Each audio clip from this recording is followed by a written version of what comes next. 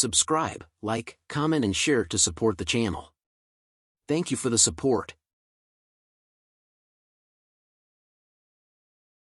The story begins with somebody's foot stepping heavily into the snow. A question is being asked, a question that everyone thinks about once throughout their time on Earth. What is life? A figure is seen running fast as snow pours heavily all around. An arrow is flying through the air at a great speed. Its destination was to the figure that was running away. The arrow soon meets its target. It pierces through the ankle of the figure who was running away. The answer to what is life is soon revealed as the man whose ankle had been shot trips over. The answer to what is life is that it is a boiled egg. The mysterious figure soon collapses onto the ground filled with snow, his foot covered in blood and his body filled with pain from being shot by the arrow. He soon thinks about what life being a boiled egg meant. The figure looks up to the sky. A man with arrows on his back and a blade pointed to the figure's face appears in the snowy night. He issues a command out loud, "Search him." The figure soon tells us that life being a boiled egg meant that there is no meaning. A group of men could be seen surrounding the figure. One of them yells out that he had found a relic. As they held the mysterious figure's head down, one of the men inspects a goblet embedded with rubies. The man who had issued the command from before raises his sword high into the air. This was the execution of the mysterious figure. Blood is spilled just as the mysterious figure's last thoughts were revealed. "In the end, I was killed, just like in the game." "Murder," said a voice. "Do not be angry, mother of corruption," replied the young man who had just been executed. But the voice continues to shout out loud, "Murder." The young man's body began to glow green as he tells the voice that it was necessary to die once here. But the voice shouts, "Murder, murder, murder." The voice continued to shout. The young man's body started to walk on its own, covered in the green glow. The young man's head was still able to speak. He speaks to the voice about the divinity that was within the relic that it was worried about. The headless body soon picks up the young man's head. The young man tells the voice that he had already collected it, which was why there was no need to have a useless tail following him. The young man had placed his own head back onto his headless body. A line on his neck started to heal with the green glow. Just as the voice continued to shout murder, he lets out a smile and holds a hand covered in bandages, telling the voice that he did happen to lose some money. A flashback is seen from when our hero was just an ordinary boy. His life when he had reached his late 20s made him too busy and tired to play games. That's why he had always made compromises with reality. By using an editor, our boy basically hacked games to give him infinite health and mana, like those hackers in GTA 5 who had infinite money. But our boy didn't even remember the name of the game, or why he had bought the game, but he simply kept playing it. In order to play it as the priest of corruption, a scary-looking dude with green glowing eyes with a hot babe behind him is revealed. But what is the priest of corruption? It was the hardest to progress, the hardest to play, in the worst performing class. But what was he supposed to do about his heart racing whenever he played this game? Based on the image, I'm guessing it's not just his heart that's racing, if you guys catch my drift. Around the time when all of his class progression materials were gone and he had completed all his class quests, something happened. His computer screen started to shine brightly. He was pulled into it, spiraling down a green vortex, and fell into the game. Our boy had become the priest of corruption. The hand covered in bandages held onto our boy's chest, constantly shouting murder to him. He seems okay with the hand on his chest. The thing that keeps screaming like a death metal singer is the goddess that he served, the mother of corruption. It all started 5 years ago when he first started serving the mother of corruption. When he woke up in the game, the only two things that he had were the one robe of the order of corruption and the mother of corruption's hand that was laying on his chest. Due to the large presence that he could feel connected to the hand, he was able to easily accept that he had fallen into this game pretty early on. According to the game's description, the priest of corruption was a genetically enhanced human modified by drugs. As a result, he had enhanced physical capabilities, heightened senses, basically like Captain America. Our boy also had a body that could only be killed by divinity, but a thought came through his mind. He wonders if there was maybe something wrong with his brain. While he had never been able to stand the sight of blood, even watching a gruesome scene like the bear devouring its prey had no effect on him. But he did have one problem. His body was no longer able to feel, or even taste anything. Just as he was starting to crave for some pork belly and kimchi, the scene changes to a building. A voice calls out to Priest Marnak in order to present him his ID. Another voice thanks the person. It's revealed to be our boy, the priest of corruption. His name is Marnak. Before leaving, he asks the receptionist if there was any work that he could take on. She tells him to wait for a moment and began to look through some files. She tells him that they might have some work for a priest serving the goddess of preservation like him. Marnak simply smiles at her in silence. Within this place, after entering the northern city Gias, Marnak had decided to impersonate a member of the Order of Preservation. If he was in a different order, the moment he impersonated a member of another order, his god would have become furious and marked him. A mark that only members of that order can see, a seal of punishment. However, his mother was benevolent in regards to impersonations like this. The Order of Corruption was the enemy of all, and Marnak, who was hated by all, was the Mother of Corruption's only follower. The receptionist giggles while holding a piece of paper. She tells Marnak that it was right here, this was the one. Marnak looked at the paper with a bored expression as the receptionist tells him that she was glad to work with him. The paper contained an announcement. It was about bandits or monster hunting. Recently, the number of farmers that have gone missing while heading towards Guis has slowly increased. Those who find the reason behind these disappearances and feed it will receive 30 nips of silver per head. Even if you do not defeat anything, you will receive 1 nip of silver from the Lord of Guis. The receptionist was impressed with Marnak for reading, as most other mercenaries would request that she reads everything for them. Marnak chuckles and tells her that it was not that special of a skill, but he thought about the moment he fell into this world. He was able to read and write the language of this world. After reading the paper, he places it back onto the table, asking her a question. With tears in his eyes, he asks her if he was able to receive part of the reward right now. The scene changes to a group of travelers moving along the snowy paths of the mountains. Marnak recalls the receptionist as being somebody who talks a lot and tells Mother about it. Mother shouts murder. He grips her hard and hid her within his robes. He tells her that he didn't fall in love with the receptionist, and that if she keeps saying that, he would really get angry at her. A figure appears behind Marnak, calling out to him. A blonde, cute little man appears. He asks Marnak if he could talk about where he came from, since he was sure that Marnak had came from somewhere other than Guis. The blonde boy continues to tell Marnak that if they keep walking along this road, his village should appear pretty soon. The blonde boy hopes that his mother and father were doing well. Marnak looks at him and wonders if he said his name was Pierre. My bad, this isn't a little boy, it's a big boy. Pierre continues to talk to Marnak, telling him that he was sure that his parents would be able to last throughout the winter. It was thanks to Captain Gala donating a good amount to them, but he wonders why he keeps worrying about them like this. He then asks Marnak if he knew this, that there were rumors that the beings kidnapping the farmers on this road aren't people or monsters, but ghosts. Marnak could only think that this thick big boy can sure talk a lot. Another member of the group calls out to Pierre. He turns to Marnak to inform him that it looked like he was needed at the front, but assures him that he would be back soon. Mother continues to shout murder. Marnak touches his chest, wondering why she keeps telling him to kill everyone. If all of them died,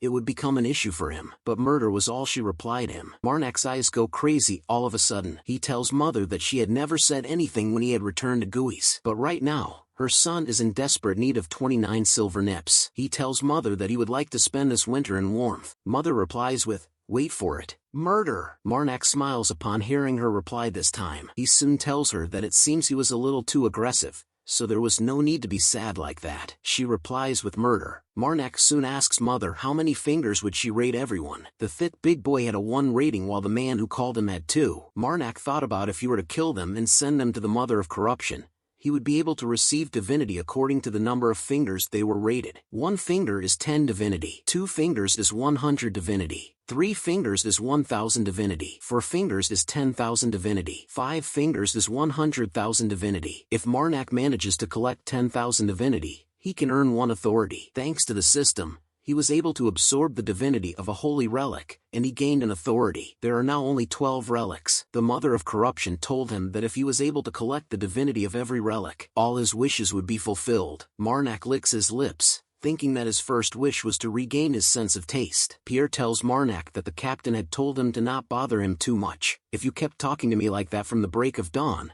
I'd be so annoyed, is what the captain told Pierre. He repeats the same words to Marnak with a depressed aura, but Marnak tells him that he was fine with a smile. He tells Pierre to not worry too much about him, but he soon opens his eyes to see something. Arrows were being shot towards their group. A few of them had managed to land onto some of their group members. Marnak immediately grabs onto the collar of Pierre as he stood there with a stunned expression on his face. He tosses Pierre far behind him with ease. More arrows are seen being shot towards their group. 2 of the arrows managed to land onto Marnak's body as he tightened his jaw from the pain. Pierre calls out to him in shock as he sees that Marnak had fallen over due to the arrows. Archers wearing cloaks were now seen hiding amongst the bushes and had fired from that position. Marnak laid on the cold snowy ground with blood everywhere. Mother calls out to him as he breathes heavily, thinking that it must be bandits. Mother talks to him as he opens his eyes. He notes that she wanted him to play dead and to collect their divinity when he gets the chance. Marnak thought that it would be the easiest thing for him to do, but he soon changes his mind, asking Mother if she knew this. She calls out to him as Marnak stood up with his eyes focused on a sword a few inches away from him. He immediately grabs onto it and swings it around, telling Mother that he did things like this,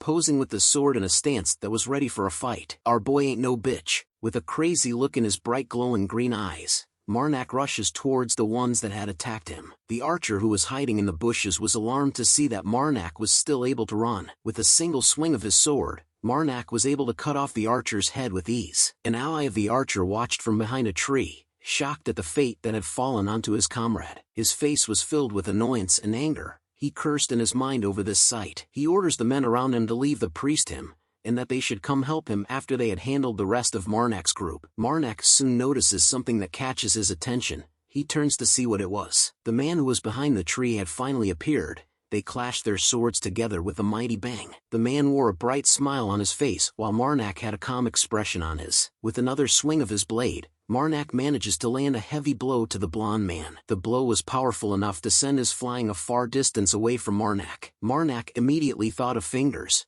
not in the perverted way, but based on how Mother would rank people. He looks down on his chest and asks her how she would rank him. The blonde man soon became enraged. A deep red aura covered his blade as he prepares another attack. "What the F are you saying?" he shouted with a smile on his face. Their blades soon collide with one another again. Marnak and the blonde man continued to trade blows with one another, constantly moving through the deep sick, trying to end each other's life in a moment. Mother soon reveals her ranking of the blonde man. She reveals to Marnak that she ranked him as 2.5 fingers. Marnak was surprised to learn that a mere bandit was on the same level as the ranger who slit his throat from before. Our boy gets turned on, really turned on. His face blushes hard as he thought of how this game is so unbalanced. But the blonde man lets out a fierce roar, attempting to unleash another powerful blow. Marnak was alarmed to see this. "Murder!" shouted Mother. Just as a piece of a sword is seen flying through the air, Marnak curses in his head.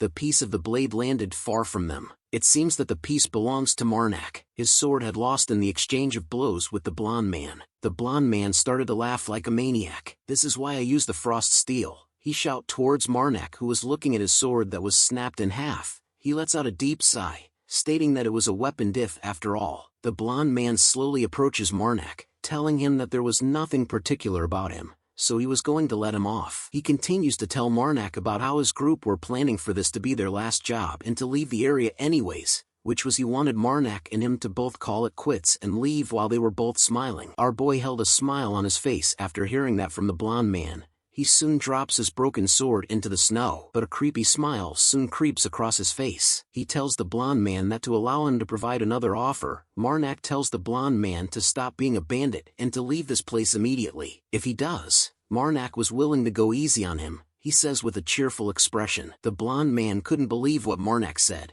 He asks him if he was being serious, and continued to question him on whether he really think that they would just say okay and leave. But before Marnak could reply to the blonde man, an arrow comes flying fast and straight into the side of his head. "You're late, you bastards. I thought he was going to kill me," shouted the blonde man in joy as Marnak falls from the surprised arrow attack. Members of the blonde man's group had arrived. They tell him to stop messing with them as they had saw how he had split Marnak's sword in two. The blonde man bragged to them that he had calculated where to swing the sword in order to cut it. The other members laugh and teased him that he was the best. The blonde man soon asks them if they had killed everyone else. The group replied that they had made sure to kill every last one of them. "Did you really kill everyone?" said a voice. The members of the bandit group were all shocked to hear that voice. Marnak's supposed dead body began to move on its own. Even the blonde man had a frightened look on his face. "Everyone? What are you so surprised about?" said the voice. Marnak's body began to let out the green aura once again. He stands up, stating that a person who survived after being shot in the head by an arrow. "Is this your first time seeing one?" he asks the bandits after snapping the arrow that was shot into his head into half. All the bandits soon began to realize that they weren't the main characters in this story, but food for the true hero, our boy Marnak. He soon places his hands together,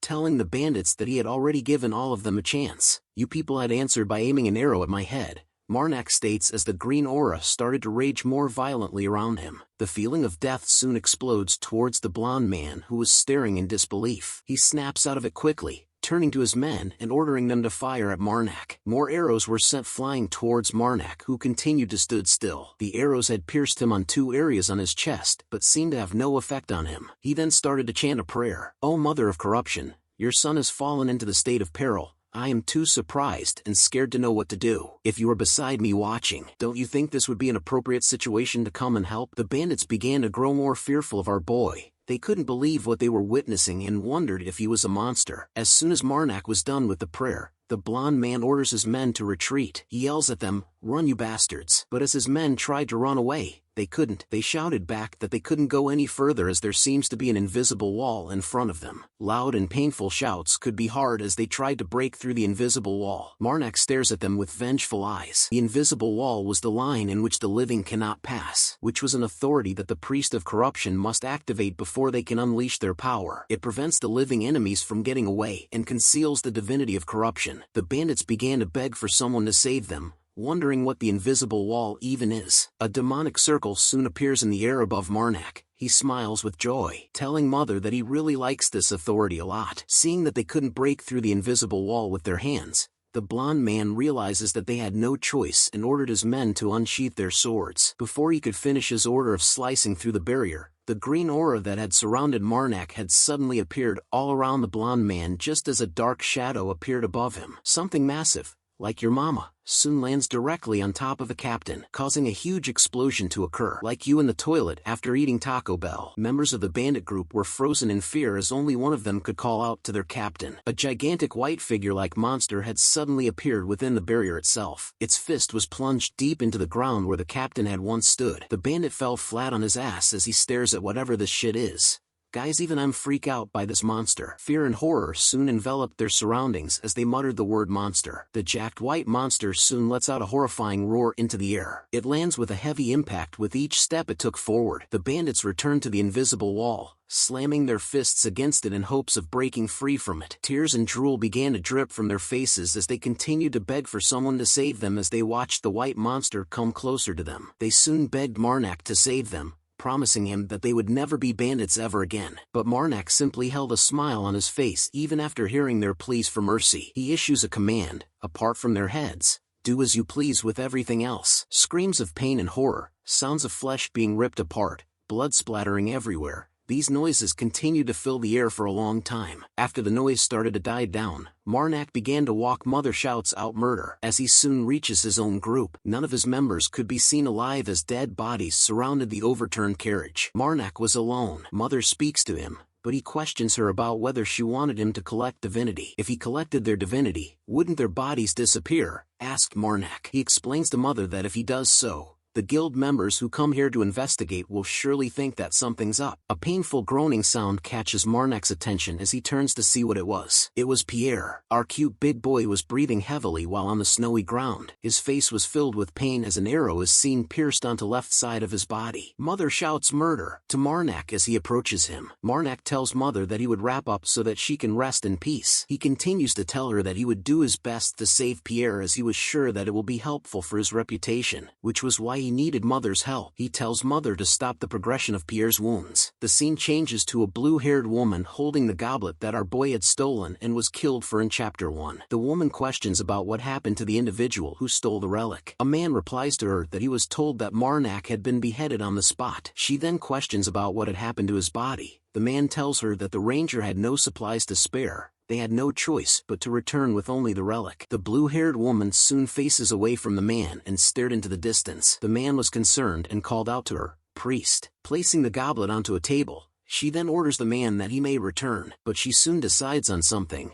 She announces that she was thinking of embarking on a pilgrimage. The man was surprised to learn that she wanted to go on a pilgrimage. He questions why she wanted to all of a sudden. He soon realizes something and wondered if it was because of the prophecy. The blue-haired priest looks down, telling him yes, because of the prophecy, and because there is also someone she needed to meet. Back to the snowy landscape, a foot is seen. It belongs to Marnak, who was carrying our big boy Pierre on his back. 10 years ago, all religious orders received a prophecy. The end will wear the husk of life, and come to fall upon the world. After arriving in an area surrounded by wooden fences, Marnak had managed to get help for Pierre as the guards helped him. A voice calls out to Marnak, telling him that he may return now. The voice belongs to a red-haired girl who continues to tell Marnak that she had already received permission from the guards. The guards who were carrying Pierre wondered how Marnak was able to carry someone as heavy as our big boy with one hand. The girl tells Marnak that she never would have guessed from the way he looks, but it appeared that Marnak was stronger than expected. He laughs a little from her compliment,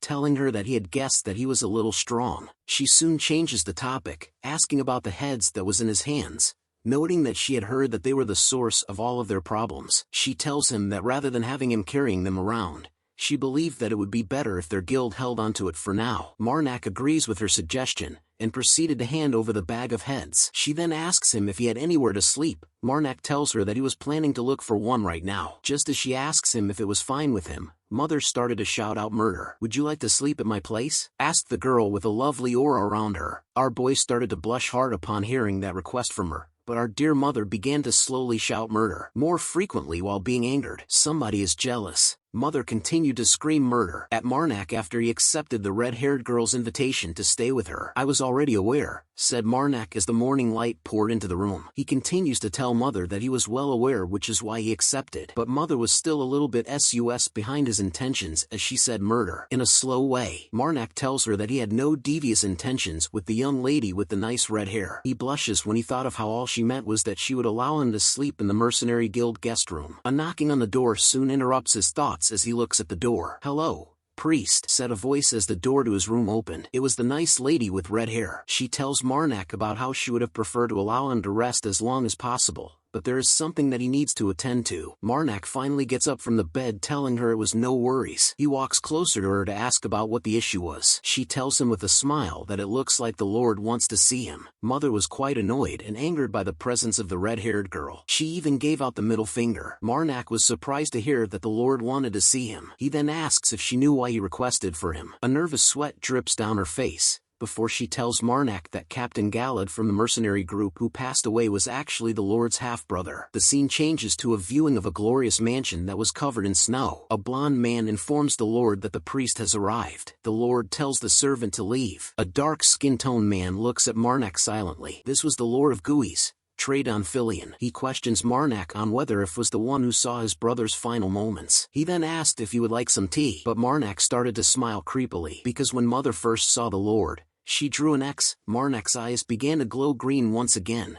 Instead of answering the Lord's questions, he gave one himself. "How is it? Living life hiding as a human, I mean." Demon. Hearing those words caused Tradon to let out a violet-purple aura around him. Even his eyes had changed from a dull color to bright red all of a sudden as he looks at Marnak. While Mother was hiding inside his pocket, there's only one reason why she drew a large X on the Lord as soon as she saw him. Because he wasn't a living being, and amongst them, there is only one being that can take the form of a human. Demons. A demonic crocodile made up of smoke and deathly aura appeared right above Tradon. Marnak went on to explain that while demons are stronger than any other being, they are beings that are unable to do anything on their own, and, in order to become a part of the world, they have no choice but to make deals with the beings of that world. That's why demons love all living beings. However, the gods, they hated the demons that gave as much as they took. The gods finally declared to their followers and all living beings, from now on, those beings will be called demons, and they are evil. And that's when it started,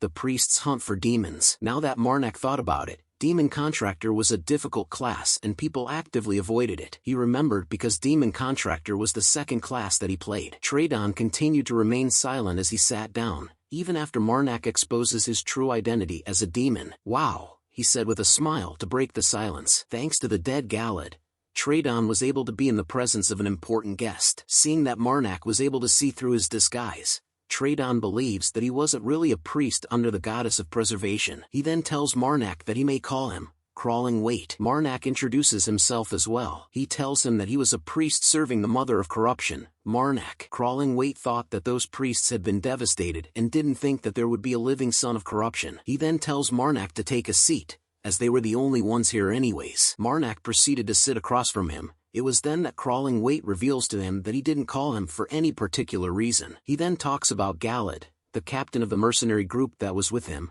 He wanted Marnak to tell him how he died exactly, being sure to pay Marnak for his efforts. With a smile on his face, Marnak gladly tells Crawling Wade about what had happened to his brother Galad. Marnak now stood alone in the open, staring up at the sky. He thought about how it was an unfortunate event. This winter, after complaining that he didn't have work, the Lord tried to give him sewn work under the table. Who would have thought he would die as a result? This thing called life, it's quite difficult. Mother shouted murder. As soon as Marnak opens a small pouch containing gold coins, he proceeds to keep the pouch, telling her that the Lord didn't tempt him using this gold. This gold was just his pure intention to know the truth. But Mother wasn't convinced as she shouted murder. Once again, Marnak tells her that he was not a priest that's greedy for gold, and that she had went too far with that. He tells her, did you know that gold doesn't rot? Mother grew more annoyed at Marnak. He soon takes her out and began to calm her down. He tells her to please listen to what he has to say until the end before she gets angry. It's important to listen to everything until the end. He soon starts to cough, which made Mother curious. Marnak poses another question to her, that there is something that doesn't rot and lasts as long as gold.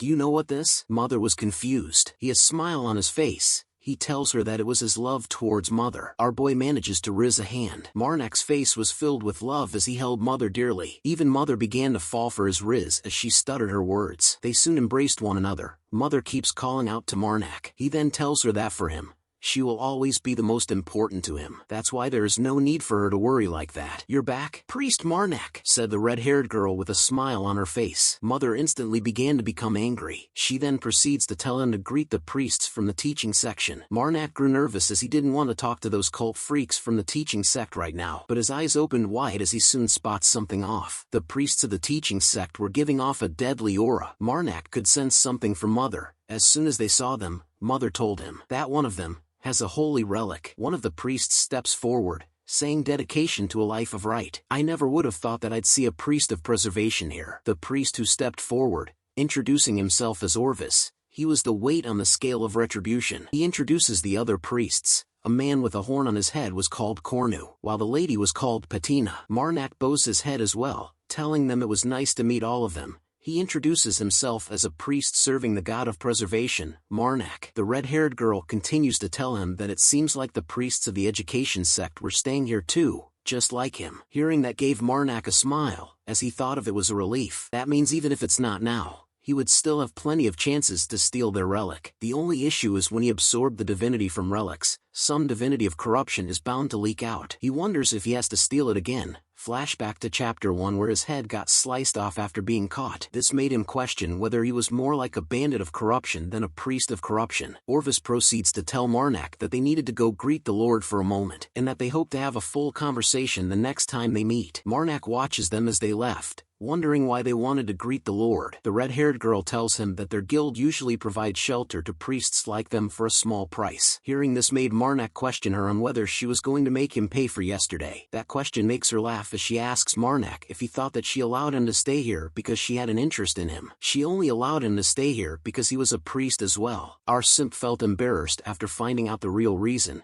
He tells him of course not, but she doesn't stop there. She continues to tell him that she did have some intentions of her own to help him. Hearing those words made our boy blush even harder. She reaches out her hand towards him, telling him that in order to prevent the food from going bad, she was wondering if he could cast a blessing of preservation on it. She whispers into his ears. Marnak immediately pulls away from her at lightning speed, yelling at her about why she was whispering into his ear to say that. Even Mother was feeling more annoyed by her actions. Seeing his reaction causes her to chuckle for a bit. She looks at him with curious eyes, wondering why herself. Hearing that made Mother go crazy. Seems like you two get along well, said a voice. Marnak turns to see who it was. He questions the person behind the voice on why he didn't go with him. It was Priest Cornu, the man with a horn on his head. He tells Marnak that he didn't have a choice. It was because of his people. Many lords of the north didn't have great impressions of him, so he just showed his respect. But the red-haired girl tells him that she thinks that their lord didn't care about stuff like that. She explains to them that although he may be cold towards people, he's good at his job. He's clear about separating work from his own life. And since there are a lot of people that support him within GUIs,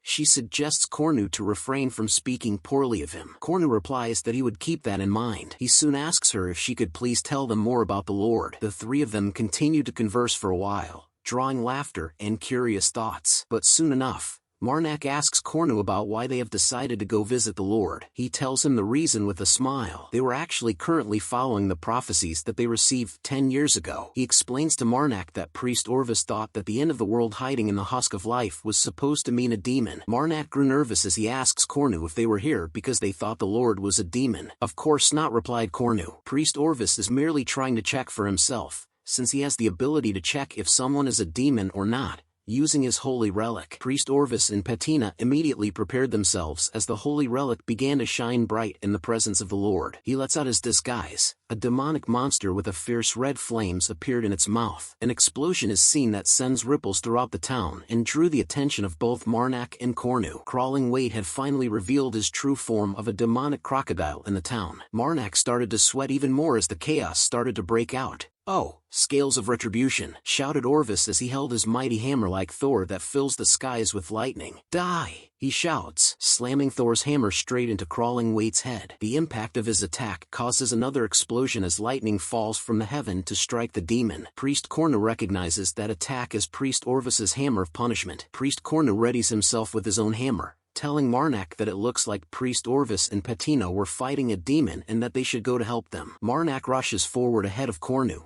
telling him to go ahead first and that he would be right behind him. He slams open a door, yelling out for Erin. Turns out it was the red-haired girl's name. She questions him on what exactly was going on right now, but all Marnell tells her is where is it. He proceeds to carry her in princess style, asking Erin where's the medical center in which Pierre is being treated. He needed her to tell him so that he could find it. With a heavy step that crushes the ground beneath his feet, Marnell leaps into the air while carrying Erin. He lands with another heavy impact before rushing off quickly with Erin in his arms. Doesn't this scene remind you of another anime? Comment below the anime that matches this scene. As they run through the city, Erin could hear the screams of the citizens. Some were shouting out for help. She sees that the demon was going on a rampage in the city. Priest Orvis could be seen on top of its head. The citizens were screaming out in pain while some were trying their best to get away. Erin calls out to Marnak, informing him of the presence of the monster. The monster is in the center of the city. She yells out to him just as the demon lets out a fierce roar. Marnak looks at her and tells her to forget about that thing.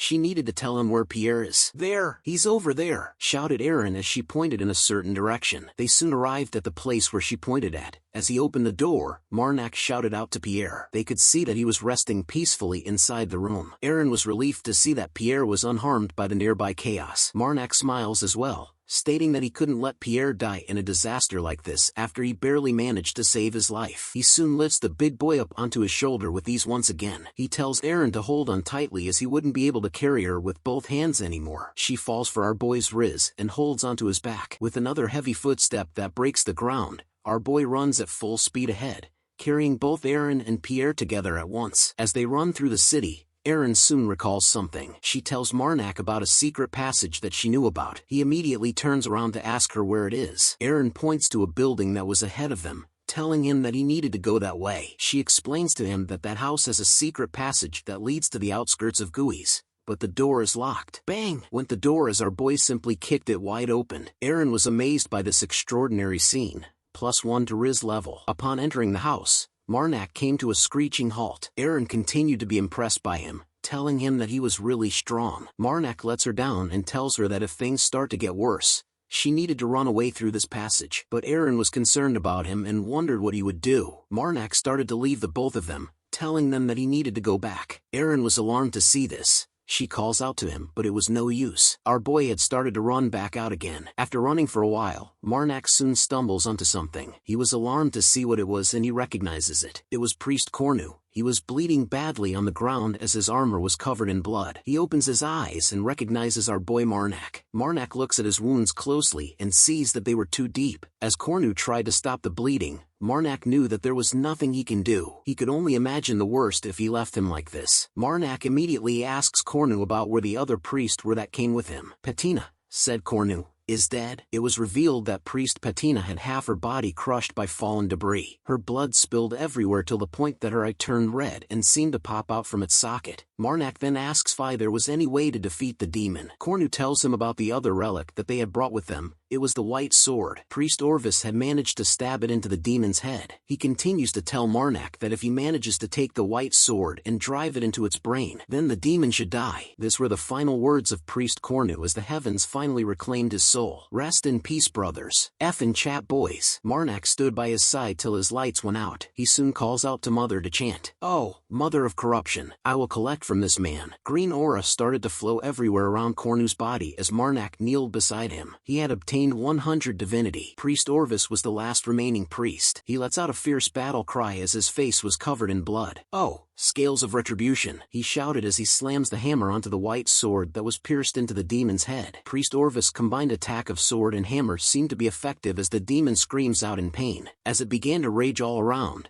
our boy takes this chance to move quickly as this was his chance. With his sword raised in the air, he leaps toward the demon's body. He pierces the sword deep into its body. He finally gets himself onto the demon's body as well and could see Priest Orvis still battling it out. All Marnak needed now was the white sword, but something else catches his attention. The demon's body began to move quickly. This sudden action causes our boy to turn sideways and causes him to figure out what it was doing. The demon was gonna do a death roll. The sudden turning of its body sends our boy flying through the air. He lands onto the ground with an immense impact. Mother shouts out murder. With concern, Marnak groans in pain as he laid on the ground. Mother continues to call out to him. He soon tells her that he was fine. He lays on his back, reminding her that she had told him that blessings follow disasters. Even after being thrown through the air, Marnak wore a smile on his face. He turns to face his side, stating that this has been an interesting turn of events. A shiny jewel was resting right beside him. He grabs onto it as Mother shouts out murder. He holds the jewel close to his chest, telling Mother that he was giving her another holy relic. "Please provide me with a new authority," Marnak said as his eyes was filled with that crazy green madness. "Release your seal, Mother," said Marnak. The jewel that he held in his hand started to let out a green aura. He soon falls into a trance of some sort. It looks like every holy relic has enough divinity for one authority. The jewel finally breaks into pieces as it lets out a violent green light. Marnak had reached a total of 11,723 divinity. He smiles as another seal has been lifted. Marnak soon asks Mother if she could please tell him what kind of difference it makes. Mother shouted murder and started to move on her own. Marnak looks at her and wondered if what she said is true. Mother was now quite a far distance from him. He was glad that she was able to support him from such a faraway place, but questions if she thinks that undoing a seal on a holy relic is pretty minuscule. Mother seems pissed as she shouts out murder. Again, Marnak laughs at her reaction,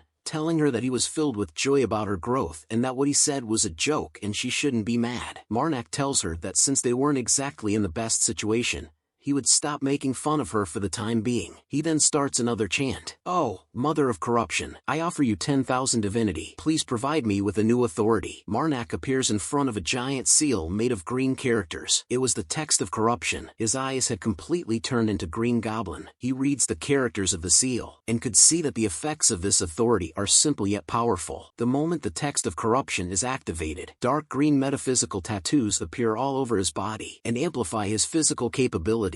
Our boy just got more jacked than Captain America. He soon returns to the present, and tells Mother that it was not that bad of an authority. He starts to get up and informs her that it would be pretty useful in this situation. He noted that his crushed leg has finally healed as well, but something else soon catches his attention. He looks at the handle of a weapon nearby and wondered if it was what he thought it was. Priest Orvis was revealed to be near that weapon. It appears that he had died in the battle as he laid on the ground with no motion. Marnak tries to recall what had happened when he fell off the demon. He concluded that both him and Priest Orvis had fell off at the same time. Rest in peace was all he thought of in his mind as he looked at Priest Orvis. He then starts the chant once again. "Oh, Mother of Corruption, I will collect from this body." The green aura started to surround Marnak and Priest Orvis' dead body as he places his hands together. The demon was still doing fine as it lets out another fierce roar. It continues to cause mayhem and carnage throughout the city. Marnak looks at it and noted that something was odd. Mother questioned him on what it was. He recalls that the people who bought out the demon's anger were the teaching sect priests. But even though all the priests have already died,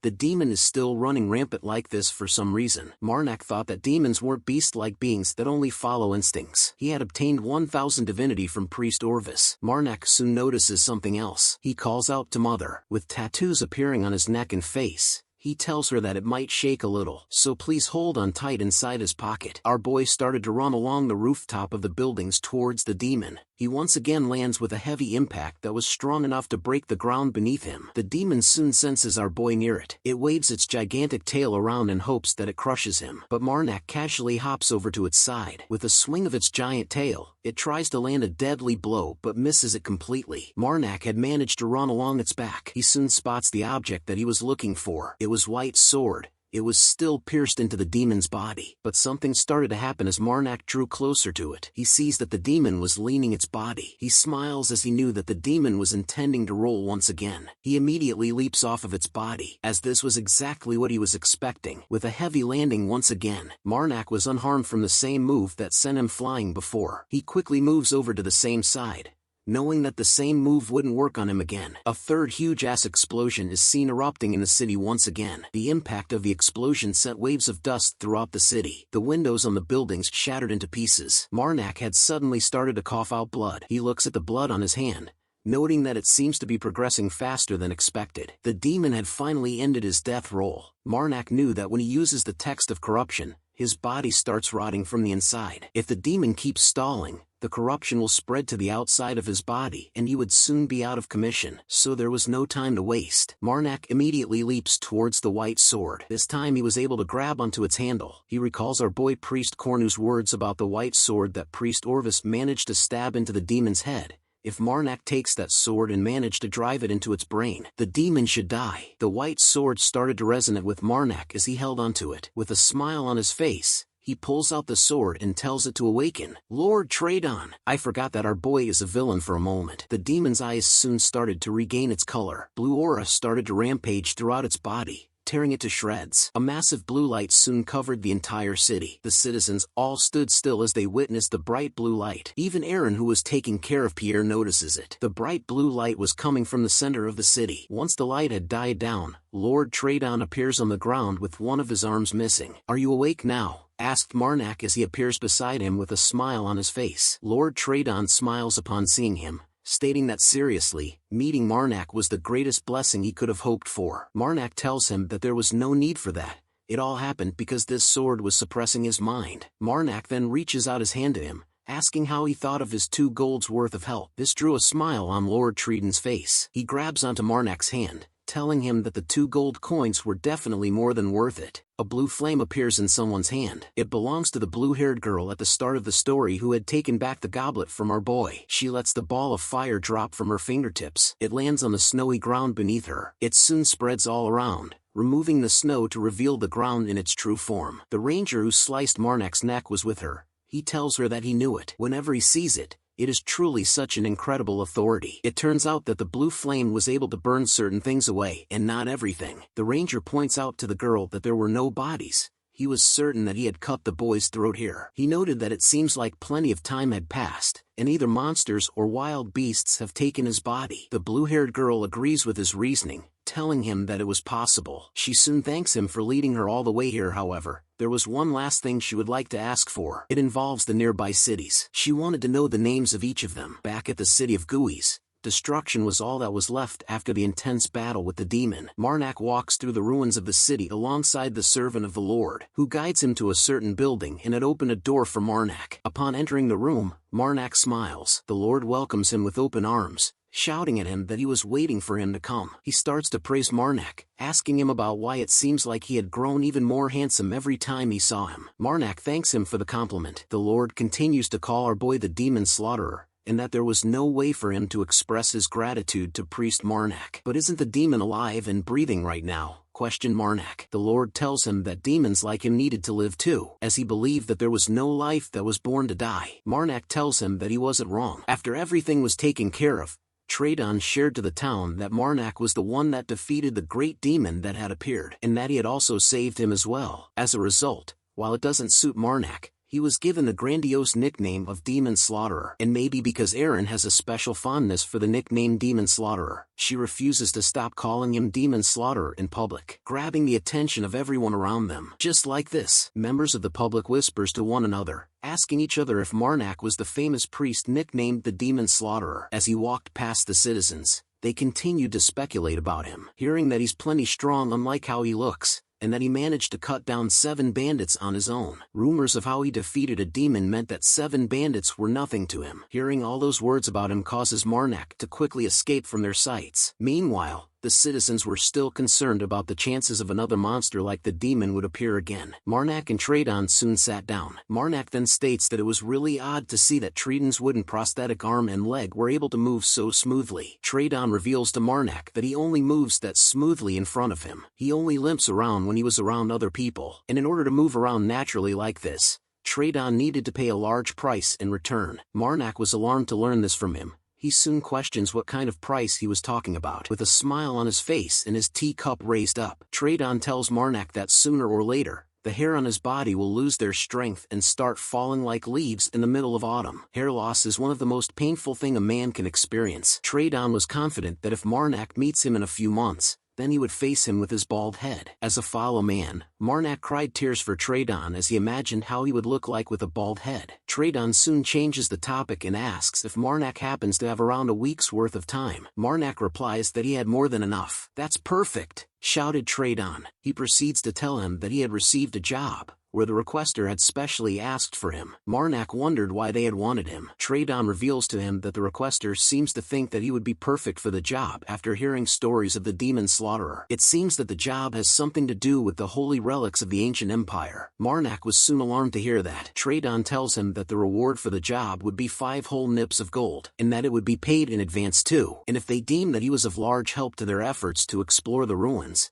they said that they would give you one of the discovered relics. Mother immediately shouts murder. Marnak agrees with her, thinking that it would be better to take a look for himself. Both Mother and Marnak agree to accept the job. A long time ago, there was an ancient empire. They ended the era of distraught mages, and brought about unity to the continent. And in their current age, where technology has been recreated, those holy relics are known as precious treasures that contain powerful abilities. In other words, most items that are considered high-ranked items in this world are actually relics of the ancient empire. Marnak soon meets up with a group of mercenaries. He introduces himself as a priest under the goddess of preservation. The man standing in front of the others introduces himself as the one that had made the request for this job. His name is Carmen Valtis. As Marnak shook his hand, he thought of the surname Valtis. Carmen tells Marnak that whatever he was thinking was correct. He reveals that Anthony Valtis of the Black Wolves was his father, and just in case he might misunderstand, he reveals that he is his father's illegitimate child. Marnak could only think of the words illegitimate child. He couldn't fathom that the principled man of the Black Wolves would have an illegitimate child. Marnak thought that he would be alone after losing his wife. Looks like the rumor and reality of a person are different. However, Marnak knew that digging deeper into this topic wouldn't be proper. He then asks Carmen if he could introduce the people that were behind him. Carmen agrees with his request. He introduces the mage who was wearing the robe that was covering her head as Tunisa. She will be the one that will be guiding them to the ancient relics. And the man with the horn on his head was Sukus. He's part of the Unihorn tribe,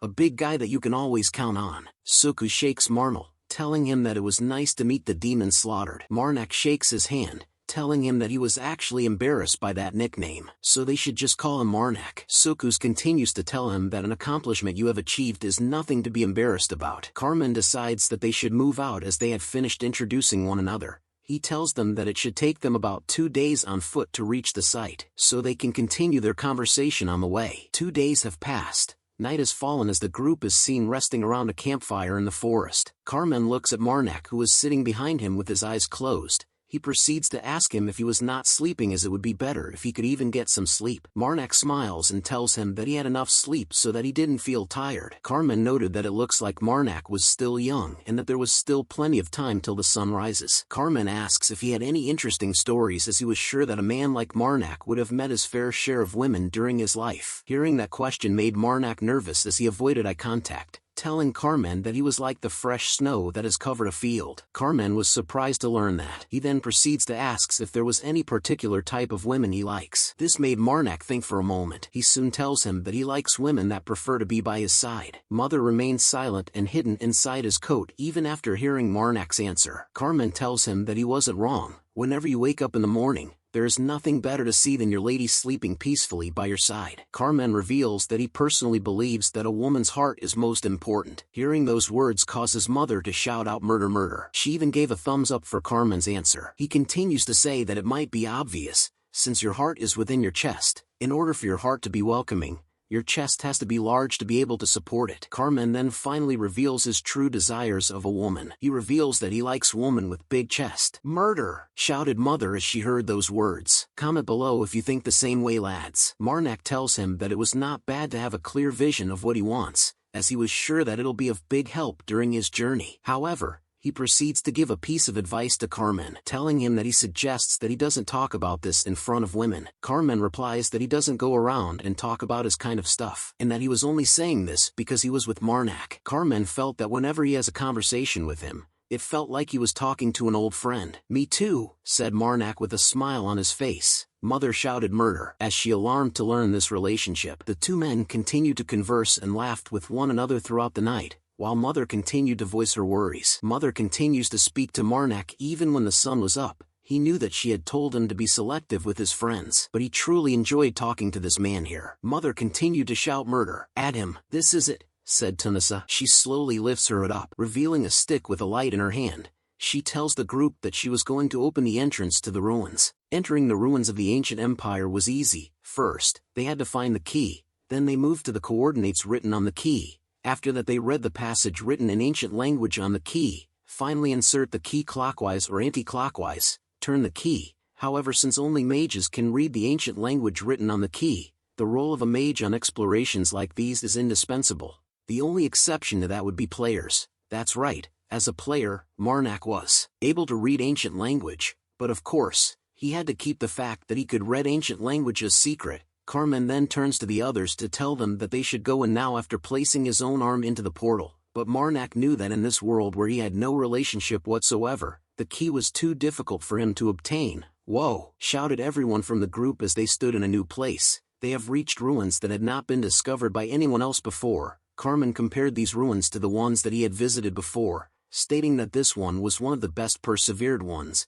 He soon asks them if they should start exploring as he was sure that there was going to be plenty of artifacts here. Marnak as well couldn't help but smile at the ruins. He couldn't believe that he would get the chance to see the ruins that he had only seen in photos. Marnak felt like his heart was going to burst. Tunisia stares at Marnak for acting weird, but soon just lets out a humph noise. The group had entered the ruins that were being lit with torches on the wall. They soon reached a massive door that towered above them. Characters were written in a glowing blue color. Marnak sees that it was ancient text. "It translates to prove that imperial blood flows through your body." "Blood," said Tunisia. She warns the group that if they didn't have ancient imperial blood, they better get ready for battle. The writings on the door soon turned red as it opened. Weird humanoid figures began to rush forward. They kinda looks like Obito from Naruto. More of those strange figures soon started to race towards Marnak and the group. Sukus lets out a battle cry as he swings back his massive hammer. With a single swing, he manages to smash a few of the strange figures into pieces.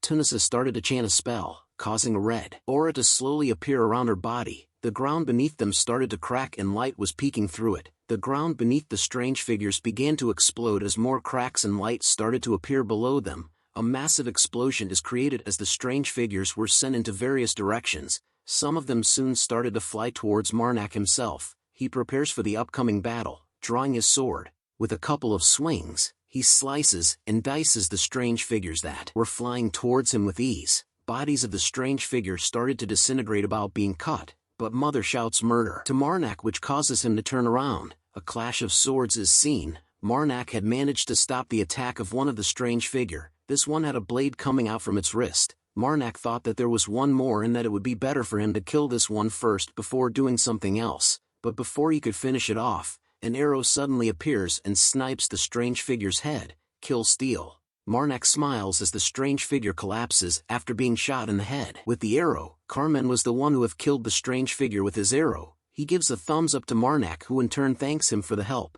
"Why do you keep pushing the enemy between our lines, Marnak, or I could have gotten hurt?" shouted Sukus. Carmen and Marnak soon caught wind of the shouts. Tunisia explains to him that it was the fastest way to get rid of their enemy, and that they managed to kill all of them anyway, so she preferred it if he could stop complaining. But Sukus doesn't stop. He continues to pick a fight, but Carmen cuts in, telling them to stop their fight right now. Sukus could only grit his teeth hard after receiving that order from Carmen. He soon sits down in anger. Carmen then approaches Marnak, complimenting him that he really lives up to his nickname, the Demon Slayer. Author changed it from Demon Slaughterer to Demon Slayer, As Marnak returns his sword into its sheath, he informs Carmen that he felt ashamed to display such an unholy sight as a priest. Carmen admits that he was not wrong about that. Marnak then praises Carmen's abilities with the bow, as he was incredible with it. Carmen reveals to him that he has been using the bow since he was little. He would practice as much as he could with it, even going as far as to bandage his injured arms in order to practice even more. Tunisia soon appears with them, asking them when they were leaving. She tells them that she was fine with moving out immediately, and that she still has plenty of mana left too. Hearing her shouting out commands made Sukus furious. He turns around to question Tunisia, asking why she kept rushing to get a move on when they've barely gotten any rest. He then calls her a spell-mumbling idiot, pointed out that people who need to physically move around like Marnak and himself needed to rest. Tunisia points out to Sukus that she believes everyone else would agree with her, and that since everyone except Sukus is fine, it'd be better if they reach the end of the ruins as soon as possible, rather than waste time here. She then tells it honestly that she believes that Sukus was just trying to make a scene at this point. "What did you say?" shouted Sukus after hearing those words from her. Carmen then stands step, telling everyone that they will rest before they start moving, and that was the end of this conversation. Tunisia gave a salty expression after being rejected. Marnak however was laughing in his head. He knew that in this world, those who are mages are usually unstuck and are mostly a bunch of jackasses. Here it's easy to become a mage, and that is by birth, being born as a mage, although there are some differences that could vary from person to person. For those who are born with mana, it awakens once they reach a certain age. When that happens, knowledge regarding the ancient language floods their brains, and without paying any other cost to do so, they can learn ancient spells. Using the mana that is able to break the laws of this world, they are reborn as a mage. However, due to the large amount of knowledge that fills their heads, they innately hate learning new things. As a result, most mages become strong-willed and uneducated idiots. Most are self-centered, and they don't care about the people around them. She's the same as the other mages Marnak had met, but if he was being honest, among the mages, she's actually considered one of the more well-mannered ones. Carmen soon states that they had gotten enough rest, so he decides that their group should move on to the next area. But a loud growling noise soon catches all of their attention. The passageway that they were about to walk into had a door sliding down out of the blue. The passageway behind of them soon closes. "No!" shouted Carmen as he tells the others that the doors close behind them, but a pinkish glowing light catches the attention of the others. A portal seemed to be opened, summoning a huge stone golem. It was fully summoned as it lands in a superhero stance. A single blue light shined brightly on its head. Marnak smiles nervously at this sudden monster in front of them. He knew that it couldn't be true, as the enemies up to this point were too weak for a ruin like this. It looks like this Gundam monster was the real deal. Sukus grew nervous at the sight of the gigantic golem that stood before them. He prepares himself for the upcoming battle, but Tunisia appears by his side and tells him to move aside. She lifted her staff in the air and it showed off a bright blue light that catches the golem's attention. She then begins to cast a spell that was gathering all the rocks and stones around her, as she stood before the giant golem with her staff raised. A giant pile of rocks and stones soon towered above the giant golem as well, but a blue light started to appear in the giant golem's head. Carmen immediately spots the unusual blue light with his eyes. He shouts at Tunisia that it was dangerous and that once she casted her spell, she needed to get out of the way. The light coming from the giant golem started to shine even more brightly as time went by. The light soon began to float out from the giant golem's head, and soon shot itself up into the air like a laser beam. The three boys were alarmed to see this sight. It turns out that it was an actual laser beam. The giant golem had aimed it into the ceiling right above from where Tunisia stood.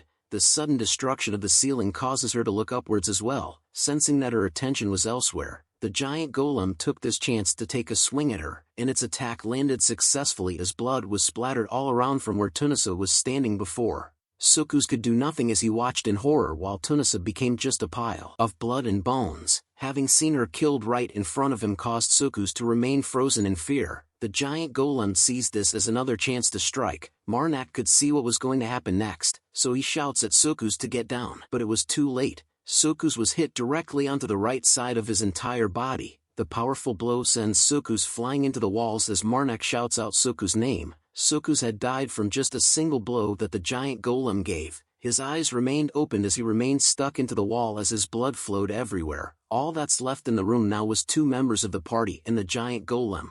Marnak then asks Carmen if he wanted to live. Carmen was confused by the question, so Marnak asks him again. Carmen hesitated for a moment but tells Marnak that he wanted to live. In response, Marnak tells him to better tuck his chin in. Just as his fist was raised, Carmen continued to be confused by what was going on. Just as Marnak's fist appeared right below his chin, Carmen's vision soon started to close, much to his surprise. Marnak held onto the knocked-out Carmen's body. He was glad that at least he had a giant on his side too, since he was in a hurry. He told Mother that he didn't have time for prayers. He tells her that she needed to send it down now. Our very own Gundam White Monster soon appears from a portal. Even the giant golem was surprised to see a massive white thing appear right above its head. Look at those thick arms from our giant white boy. It sticks its hands together in the air and sends down a heavy hammer punch towards the giant golem's head.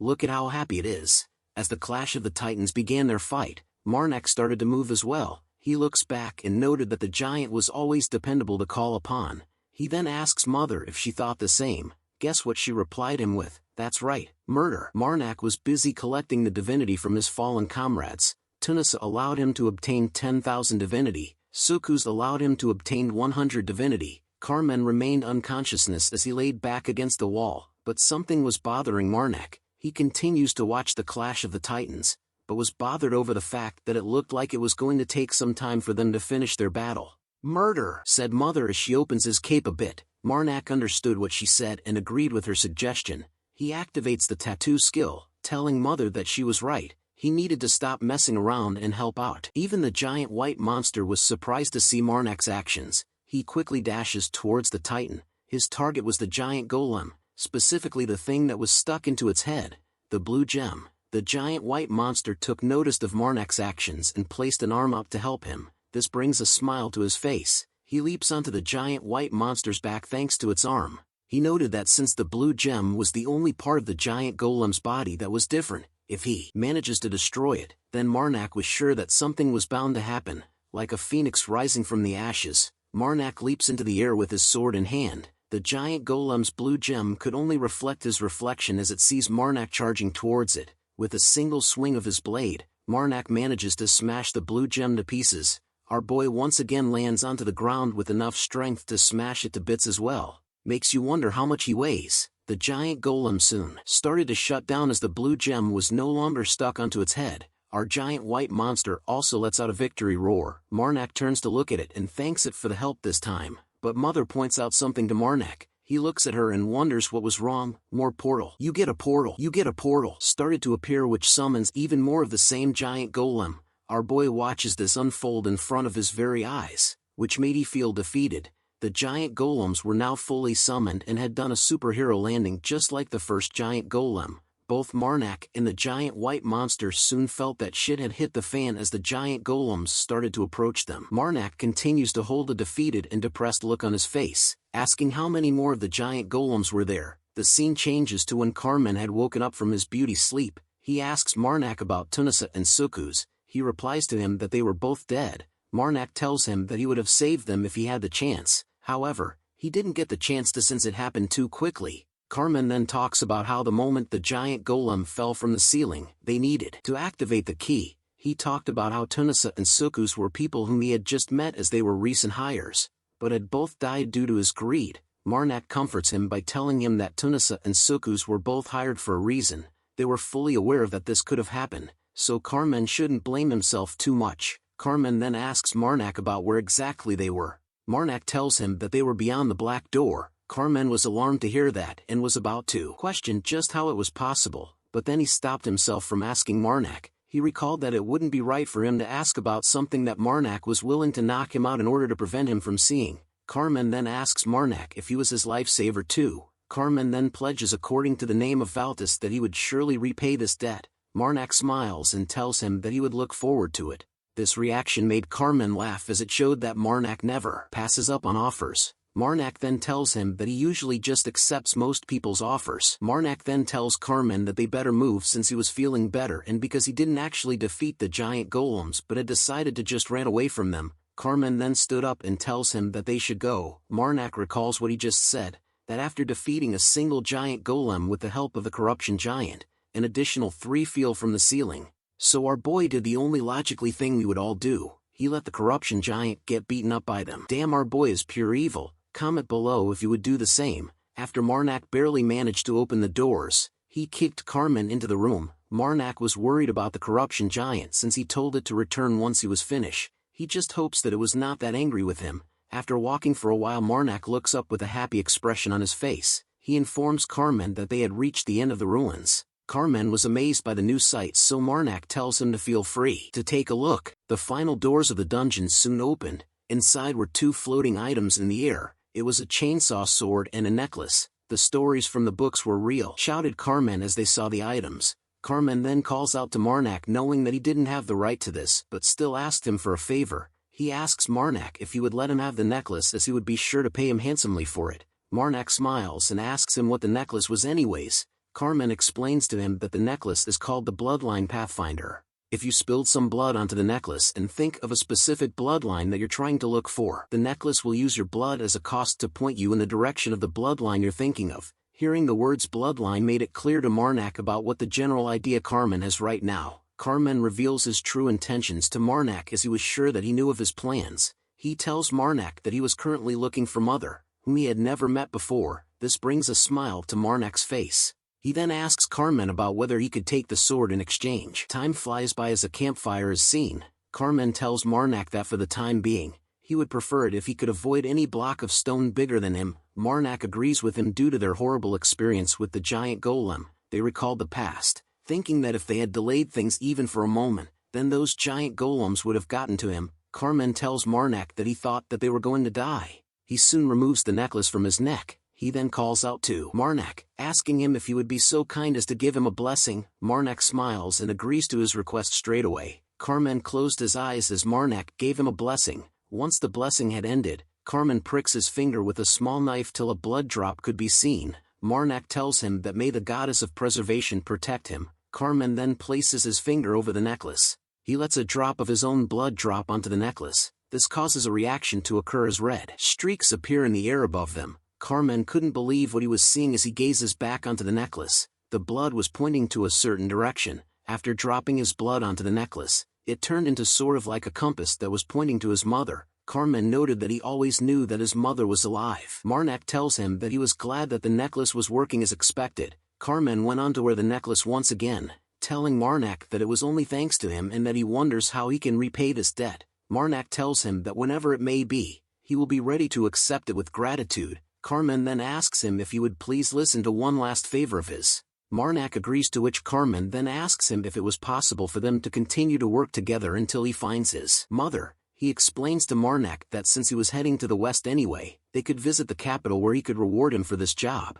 Carmen was excited as he ensures Marnak that he would pay for all the travel expenses. This brings a smile to our poor boy. Marnak thought about how he would love to accept, but knew that Carmen had seen through his intentions immediately. Time went by as Marnak still hadn't replied back to Carmen. He soon grows nervous over the lack of response. Marnak had planned to delay his response so that he wouldn't be regarded as shallow, but after a while he grabs onto Carmen's hand, telling him that he was fine with helping him till they find his mother. Marnak assures him that he would support him in his journey. Carmen was happy to hear this and thanks him for the help. "So you're leaving now, just like that? After everything that I've done for you?" said Erin with an upset face. She yells at our boy that she couldn't believe it. She then tells him to give his hand. Erin explains to him that it usually doesn't come out this quickly, but she had made sure to do everything so that she could get it ready in time. Marnak looks at the item that she had given him. She tells him that it was the silver mercenary plate. She repeats back to Marnak that she had done everything to ensure that it was ready as soon as possible. She then asks if he knew what to say to her now. "Thank you," said Marnak, but Erin tells him that he was wrong.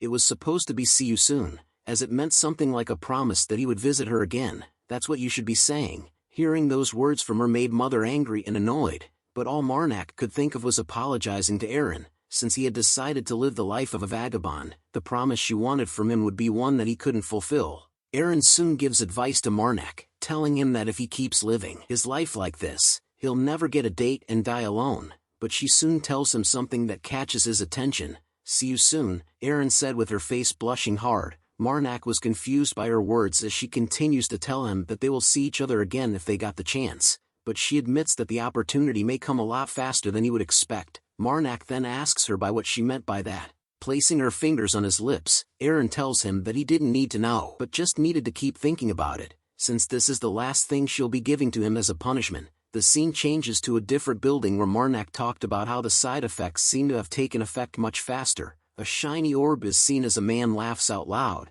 He tells Marnak that people were born without hair anyways. My bad, it wasn't a shiny orb, but the bald head of our demon Tradon. He smiles as he tells Marnak that he had merely reached a truer form of human nature, but he soon changes the topic, asking Marnak if he was heading to the capital, and that he had made sure to get things ready after hearing the news. Marnak was then handed a letter of recommendation.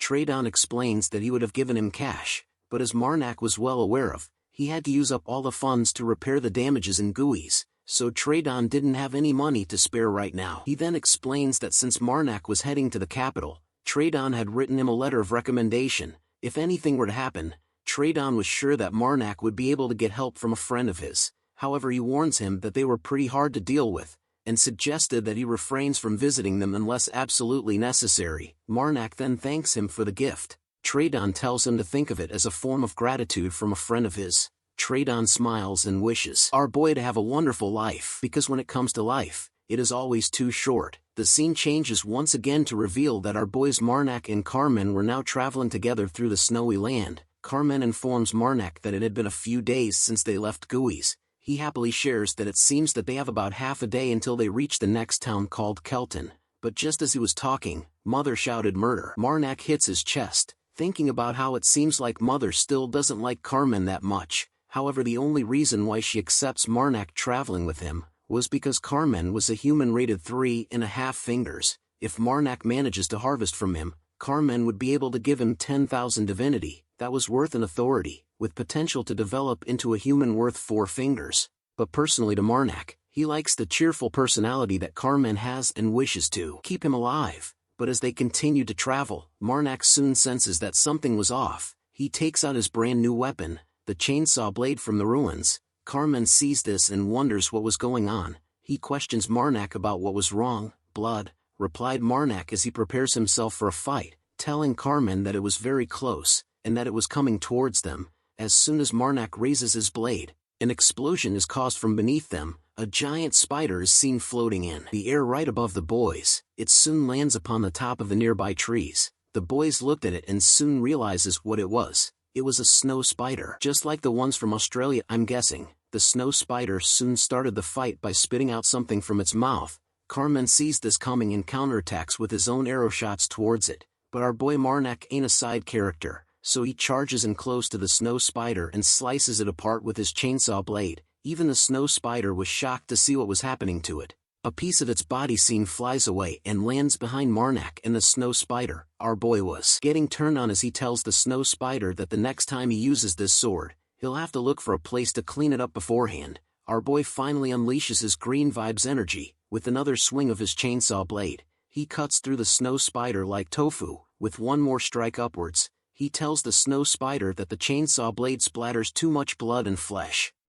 Tradon thanks someone for visiting his city of GUIs. He is seen talking to the blue-haired priest who sat across him. He tells her that he would like to apologize for the fact that they had to talk in the office like this, considering that their greeting room had been destroyed and with his current state, but she tells him not to worry about her. Tradon then asks her about the purpose behind her visit, as it was pretty rare for the Blue Flame of the Torch sect to go on a pilgrimage like this. She takes out a piece of paper and places it onto the table while telling Tradon to look at it. Seeing the paper was a surprise to Tradon as he looks at it.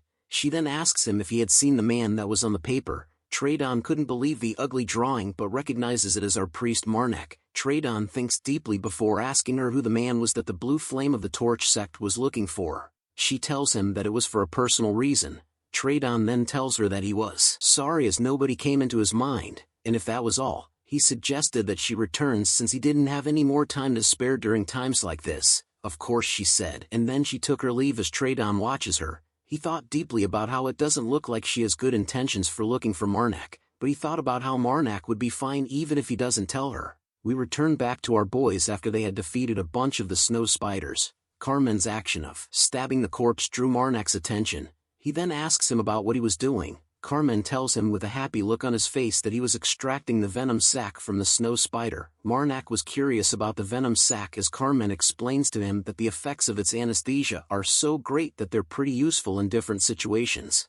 He added on that it was pretty good to apply on arrow tips and that they could sell it for plenty as is. Hearing that made Marnak laugh as he asks him how he was aware of something like that. Carmen reveals to him that he had participated in plenty of monster hunts and that there was nothing better than learning through practice. He says this as he cuts the vein of the venom sac. Marnak lends away from the massive amount of blood, telling Carmen that it splashes a lot more than he thought and decided to take care of it since he was already covered in blood. So Marnak asks him about where the venom sac is. Carmen wore a smile on his face as he tells him that they were half a day away from Kelton, so he was willing to teach him how to extract the venom sac so that they could do it together. Carmen then suggests that they head to the city and have a nice shower. Marnak was happy to hear that and tells him that it sounds good. Soon enough the guards of some town were alerted to something outside their walls. It was Carmen and Marnak who were seen by them as they struggled to walk in the deep snow. A single guard runs out to them to greet them, but his face was filled with shock as he asks them how they got here. Marnak and Carmen were confused over the question as Marnak answers that they simply walked all the way here,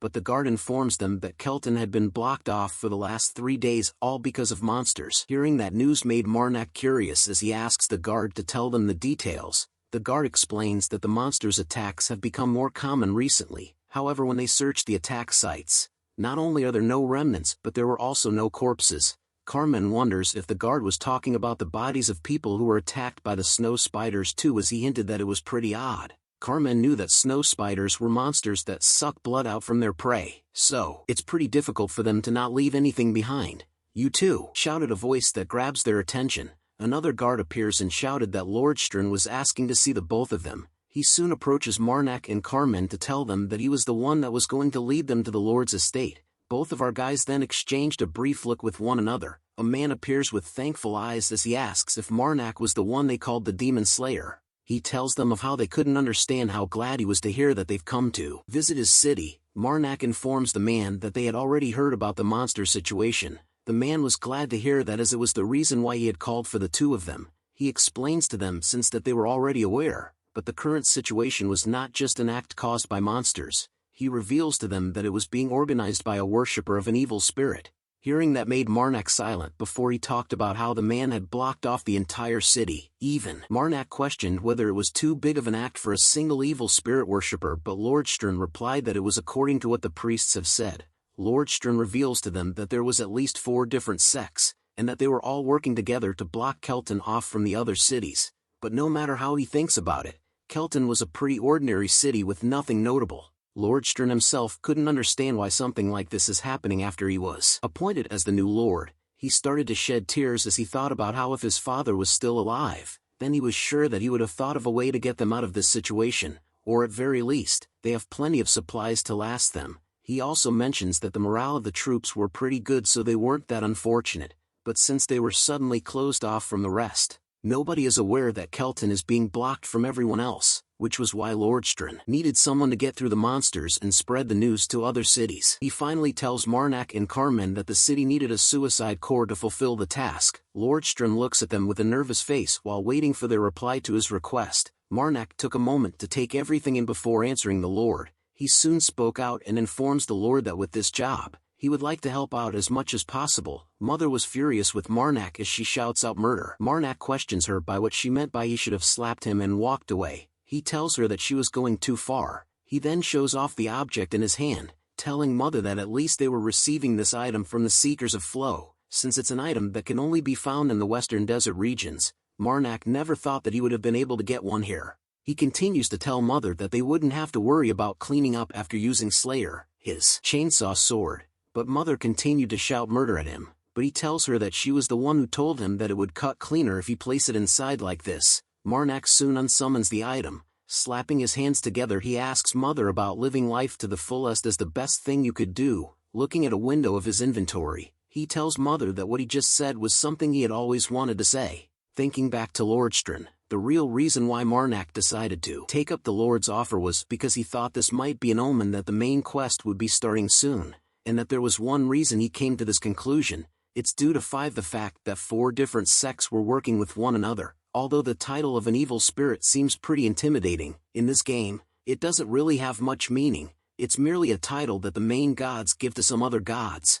resulting in a stigma against them. Persecution comes with it too. However, one thing is certain, Among those who worship the evil spirits, it is rare to find anyone who is mentally sane, so unlike the sects under the main god that collaborate to deal with evil spirits, sects that serve evil spirits rarely work with each other. That was why Marnak felt that something was going on. For evil spirit sects to work with each other and surround the city, this is not something ordinary. The scene now changes to Marnak riding a horse through the snowy land and the Carmen follows behind him closely, but something behind him catches his attention. He turns to see that a bunch of snow spiders had finally appeared from behind them. Marnak smiles at this event as he knew that the time has come. He informs Carmen that he was going to grab their attention, but Carmen was shocked by his suggestion and asked him about what he was talking about. Carmen tells Marnak that even if it was him, it's too dangerous for him to handle all of them. Marnak tells him that they will be caught if this continues, and that at this speed, he was sure that Carmen was well aware that they wouldn't be able to outrun them. Reinforcements, said Marnak as Carmen looks in horror. He tells him to make sure to bring them as he lets go of the reins of the horse he was riding on. Marnak had thrown himself towards the incoming packs of snow spiders.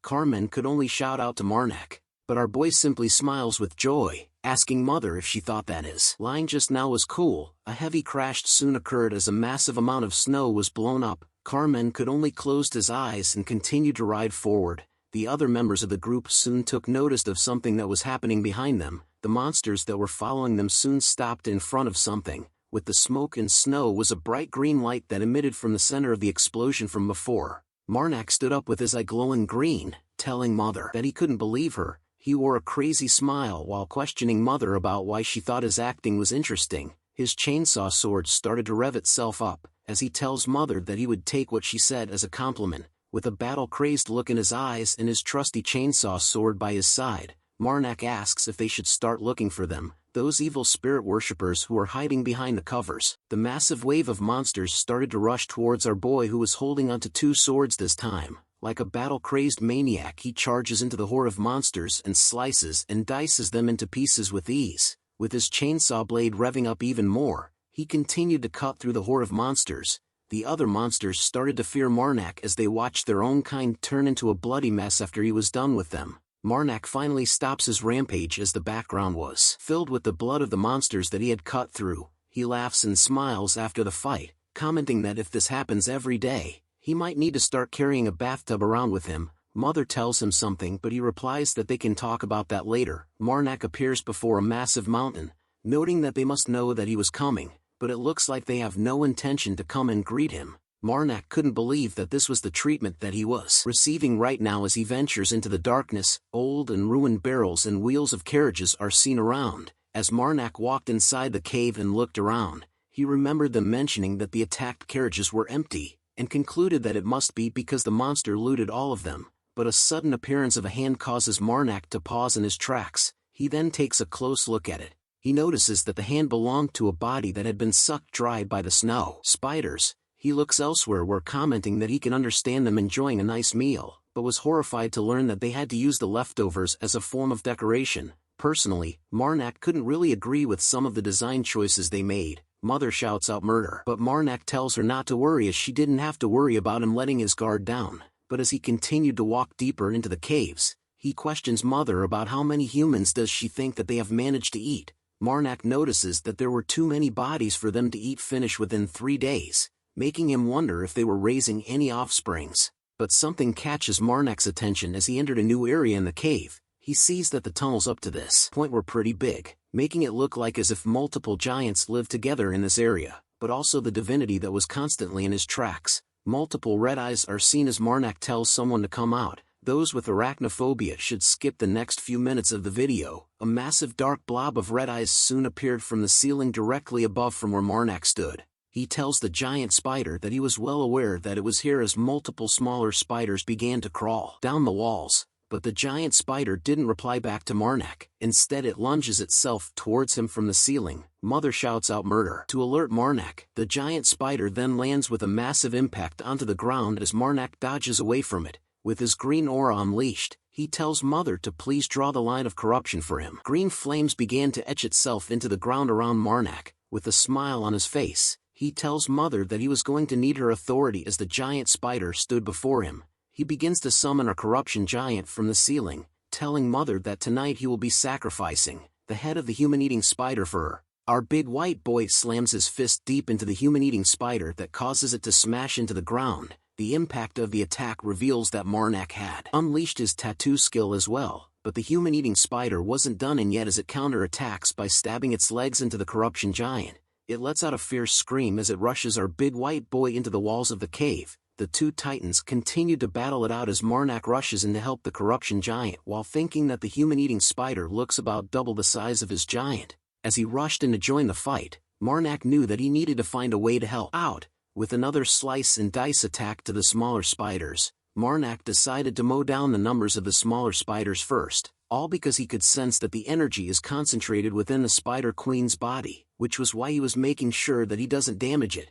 Mother then gives him some advice, which made Marnak understand that there must be a weak spot somewhere on the Spider Queen's body. But Mother shouts at him to look up. Marnak looks up and could see another spider that was about to body slam him back into his own world. But our boy ain't an NPC, so he slices it in half. He soon comes to a realization about something. With another heavy step that breaks the ground beneath him, he realizes that the divinity throughout its body, he'll have to just cut off all of its legs. Marnak sends himself flying towards the corruption giant, ordering it run straight ahead. The corruption giant turns its head towards Marnak upon hearing that command. Holding onto a leash, Marnak tells it that he was going to help. As he ran along the walls of the cave, he gives out another order to the corruption giant to make sure to stop the Spider Queen from moving, with a loud roar to indicate that it understood Marnak's orders. It uses its various arms to grab onto as much of the Spider Queen's legs as possible. The Spider Queen was then stunned to see what the corruption giant was doing to it. Marnak continues to run along the walls of the cave like a speedster,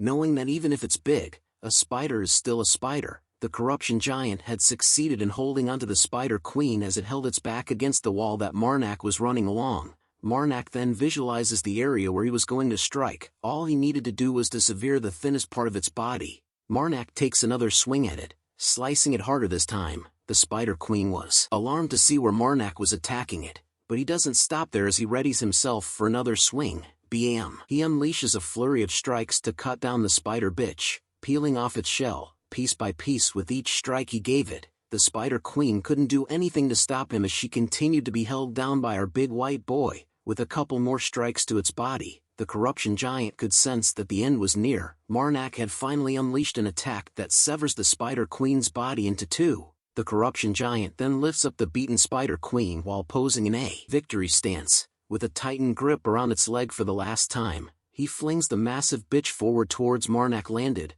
Our boy does a superhero landing after slicing the hoe into two, but the corruption giant appears behind him with a pissed-off look. Our boy knew exactly what he did to it from before. He turns around to apologize to it for running away previously. I don't know if our big boy liked the apology as he just lets out another fierce roar into the air. "SHIT!" shouted someone as Marnak hears it. "SHIT! Shit! Shit! Shit!" said the person repeatedly. A long-haired man appears from within the Spider Queen's mouth. Marnak looks at him and tells him that he knew that it was a person, but the person replied with "AF this." He shouts at Marnak, asking him who he thought he was to ruin his plans like this. He continues to curse at Marnak as he was just another follower of an evil spirit like he was, as well as asking him if he understood how long it took for him to gain control over the Spider Queen. But Marnak simply asks him about his purpose for surrounding Kelton. The man replied with "Why the F should I tell you?" This response requires a reply in the form of a sword being pierced into his body. He screams out in pain over being stabbed,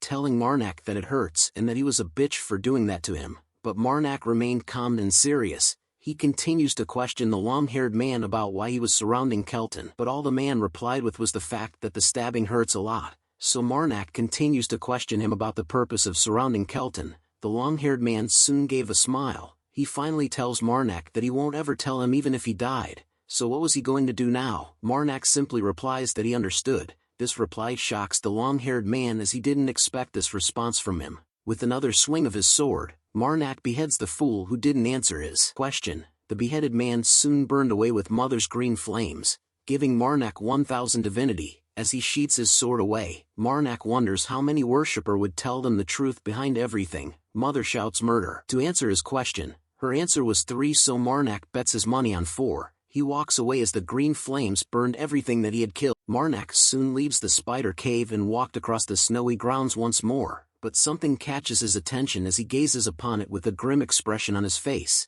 Damn, he said as he looked to the city of Kelton, which had been set on fire as the screams of horror from its citizens echoed into the night sky. Marnak could only comment that it looks like they got to them first. The scene changes to Lordstrand, who had been killed, as his pale and bloodied face lay restless on the ground. A voice was talking happily about Lordstrand, calling him a pig that was better at hopping away than she thought. The voice continues to wonder if he was a kind of rabbit-pig thing. A group of 3 surrounded Lordstrand's dead body as flames were growing all around. The black-haired female continued to talk about how the bastards who tried to protect the pig known as Lordstrand had just wasted their precious time just because he was considered a lord.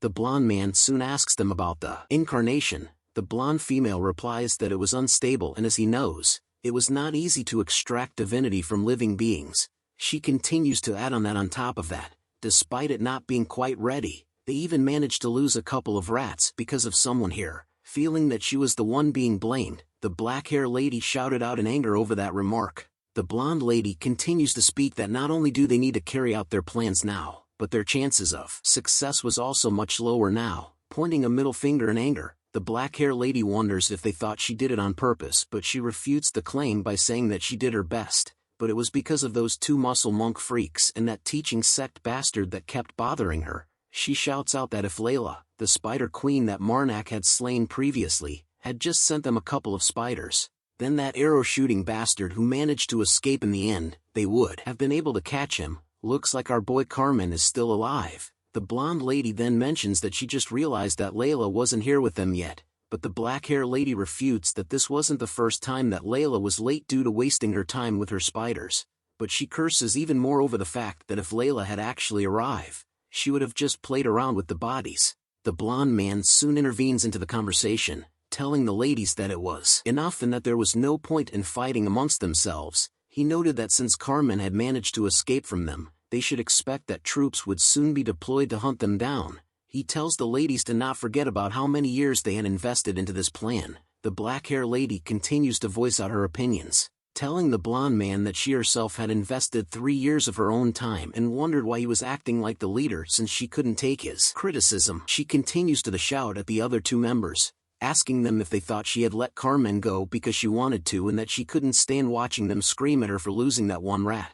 She continues to belittle the blonde lady, who remains silent, telling the blonde man that something seems off about her today and wondered if it was because they didn't screw each other last night. But all the blonde lady did was gripped her skirt tightly as the black-haired lady reveals that she knew that they had gotten close recently. The blonde lady then decides to go take a look at things that were outside. The black-haired lady continues to scream at her, asking her if she thought that people might think that the plan wouldn't work without her around. The blonde man tells Parna the black-haired lady to stop as he was going to make sure that Layla takes responsibility for losing the rats. Hearing those words brought a smile to Parna's face. She agrees with his suggestion and tells him that she would shut up for as long as he wants, but the blonde lady's head suddenly flew in the air, causing her to stop her sentence halfway. The sight of the blonde lady's head flying in the air was reflected in her eye as she witnessed it. Marnak had arrived on the scene, cutting off the head of the blonde lady first. His sword started to rev itself, meaning that it was slaughtering time. The blonde man could only stare as the shadow of Marnak's sword casts itself over him. With a mighty downward swing of his sword,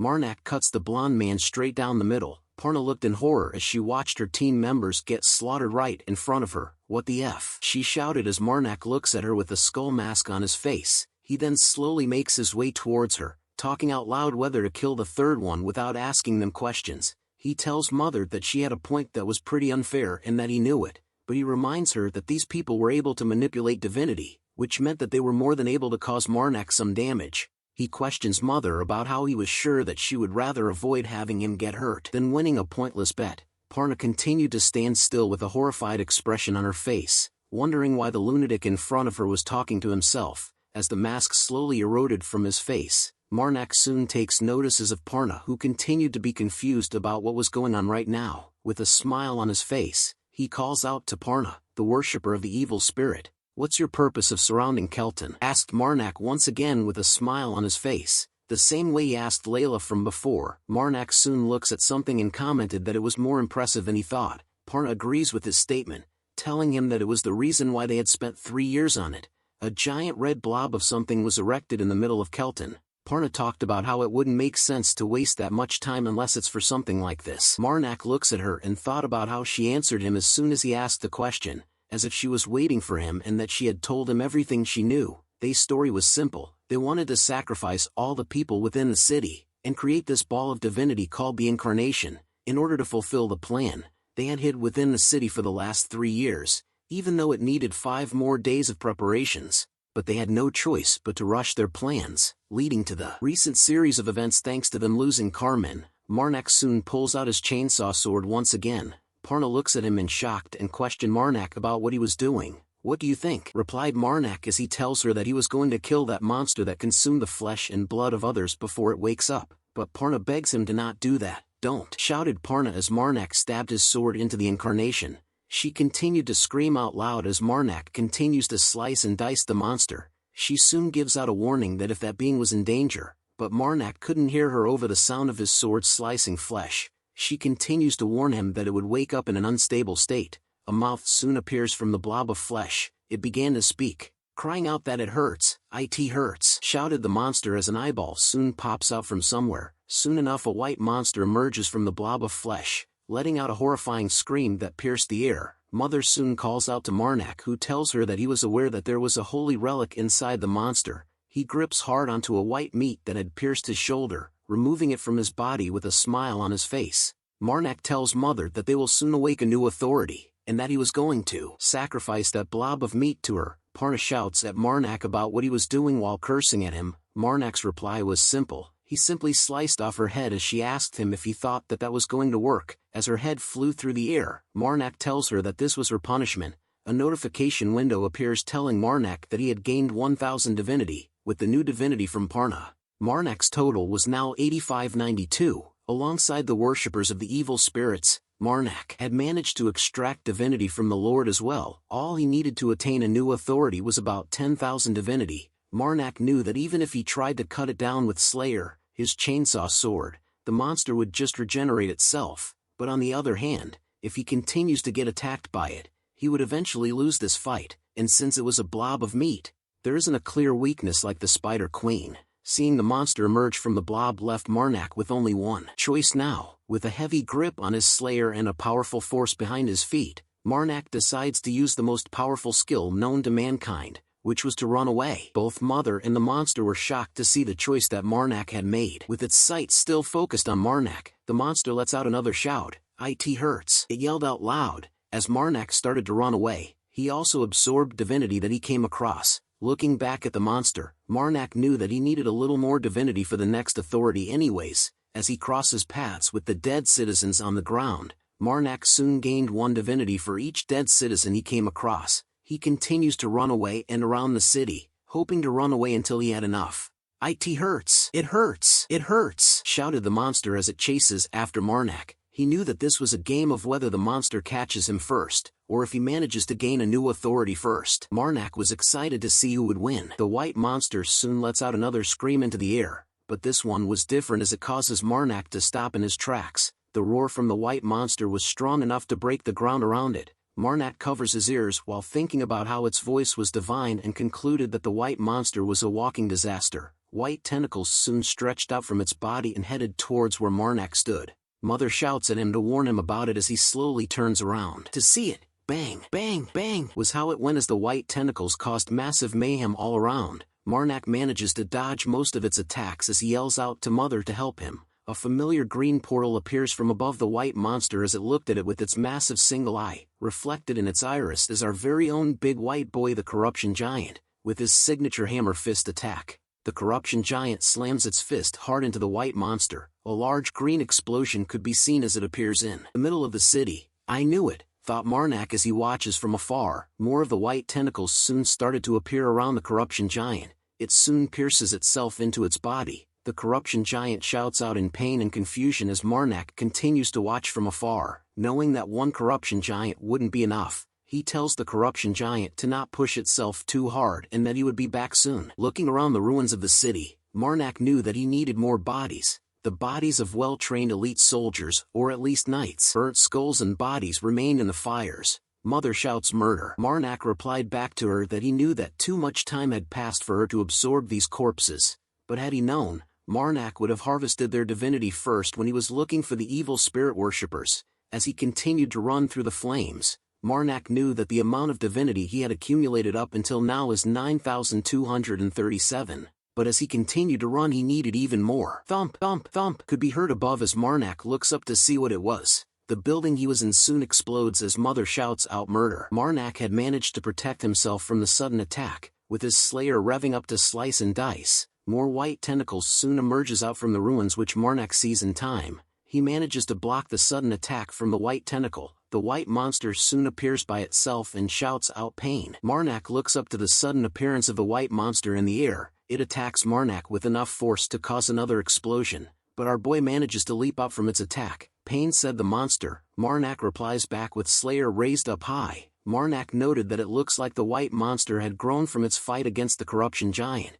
Damn, he looks like a gigachad now. There was an eerie silence that filled the air as neither Marnak or the monster made a move, but the monster soon raises its hand up. With a smile on its face it shouts out pain and lets out more tentacles that move fast towards Marnak. Seeing the sudden attack catches his attention. With a swing of his slayer, Marnak manages to cut down the tentacles that wanted to touch him. Even the monster was surprised by Marnak's prowess as he leaps up towards it, but as he was about to strike the monster, Marnak notices something. The monster held a smile on its face as it shows its fist readied. Even more tentacles appear and latches onto Marnak. With a sudden twist of its body, the monster had swung Marnak headfirst into a nearby building. Mother shouts out murder as another explosion is seen from where Marnak was thrown to. He was then seen laying on the ground with his arms and legs spread across as Mother shouts murder. Marnak held a smile as he tells her that he was okay and that he was really lucky. Mother was curious by what he meant by that, so Marnak asks her if she remembers what the evil spirit worshipper had said. A flashback is seen from when Parna was shouting out about the fact that there were some bastards who tried to protect Lordstrand, as Marnak uses Slayer to help him stand up. He talked about how where he was right now was where the knights had died to protect Lordstrand. The monster soon stands out and roars. Marnak sees it and tells Mother to take them all. Just a green aura surrounds his body. Green flames soon started to appear and spread all around from where Marnak stood. The divinity that he had started to increase due to the dead knights that surrounded Marnak. After some time, Marnak had finally reached over 10,000 divinity. Even the monster was alarmed to see what was going on. Marnak then calls out to Mother, telling her that as her son, he shall offer her 10,000 divinity. So, he tells her to please bestow upon him a new authority. The monster soon looks down at something that lighted from below. Darkness soon spreads from where Marnak stood, and soon enough, even the monster found itself trapped in a dark space. Marnak soon appears as well. Pain, shouted the monster while he wore a smile on his face. Slayer started to rev itself up as well. He tells the monster that it will soon be in much more pain and suffering than he was now. The monster seems to understand what Marnak said as it gave out a shocked reaction. Marnak points Slayer towards it, telling it to listen closely, but the monster decided to attack Marnak regardless of his warning. His eyes began to glow bright green. Knowing that this new authority, called the Whole of Corruption, it decomposes all living beings that step aside. But of course Marnak was no exception from its powers. Since he was able to use the text of corruption, Marnak was able to choose which body parts would decompose first based on what he didn't need for battle. The monster soon realizes that its arm had been sliced off after exchanging blows with Marnak. He looks at the monster, telling it that they were going to see if its regeneration or if this Whole's decomposition was faster. They soon continued to battle it out against one another in the Whole of decomposition. Some time had passed as the monster spoke out, "Pain, stop." Marnak had won the battle against it as it was revealed that the monster's arms and lower body had been cut off by Marnak. He then tells Mother that he had did it. With a final swing of Slayer, he cuts off the head of the monster. Both Mother and Marnak's hands soon held onto an orb that gave out a purple aura. Marnak told that this was the body's holy relic. He then offers the holy relic to Mother as the orb began to shine brightly. He tells Mother to please lift the seal. Mother shouts murder as her green light appears. Soon enough the light from Mother started to shine brightly around all them. Daytime had arrived, but Marnak was confused about something as he calls out to Mother while still holding onto the orb in his hand. But Mother shouts out murder, causing him to turn around to see where it was coming from. A little girl was standing from in the distance from Marnak as Mother continues to shout murder. Marnak started to blush heavily as he thought about what had happened. Seeing the little girl in bandages made him wonder if this was Mother. Thanks for watching the latest part from the voice of Manhwa. Subscribe for more content and don't forget to comment below what you want to see in the future. Like and share for more.